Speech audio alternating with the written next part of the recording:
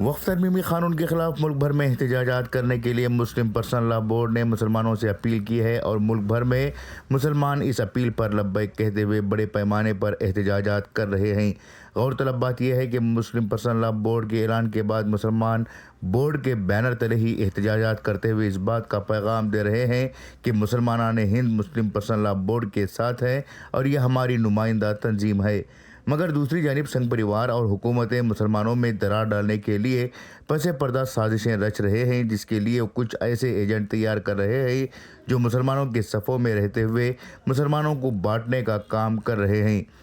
دراصل مرکزی حکومت اور سیکریٹ ایجنسیاں ہرگز بھی نہیں چاہیں گے کہ مسلمان ایک پلیٹ فارم پر آئیں، اس لیے بی جے پی حکومت کچھ ایسے لوگوں کو تیار کرتی ہے جو مسلمانوں میں انتشار پیدا کریں اور اس کے عوض میں ان ایجنٹوں کو مالی، سیاسی اور سماجی طور پر سہولتیں دیتی ہیں۔ ان لوگوں کو مسلمانوں کے لیڈر بنانے کے وعدے کرتے ہیں۔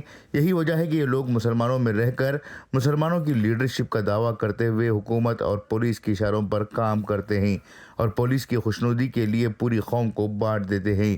یہی وجہ ہے کہ اس بار بھی مسلم پرسنل لا بورڈ کی ہدایت کے باوجود کئی علاقوں میں کچھ لوگ بورڈ کے بینر تلے احتجاج کرنے کے بجائے اپنے اپنے بینرز کے ماتحت احتجاجات کر رہے ہیں۔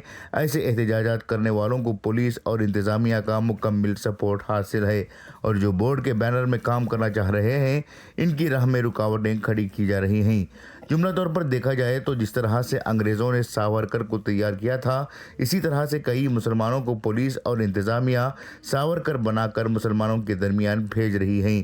ان حالات میں مسلمانوں کو چاہیے کہ وہ پولیس کے ایجنٹوں اور ساورکر جیسے لوگوں کے جال میں نہ پھنستے ہوئے ایک جہتی اور اتحاد کا مظاہرہ کریں اور مسلم پرسنل لا بورڈ کے ساتھ کھڑے ہو جائیں۔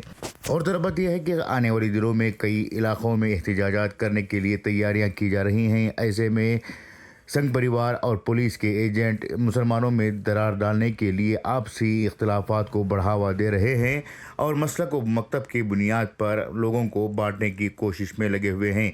ان حالات میں مسلمانوں کو متفق ہو کر احتجاج کرنے کی ضرورت ہے۔ بیورو رپورٹ، انقلاب نیوز، شموگا۔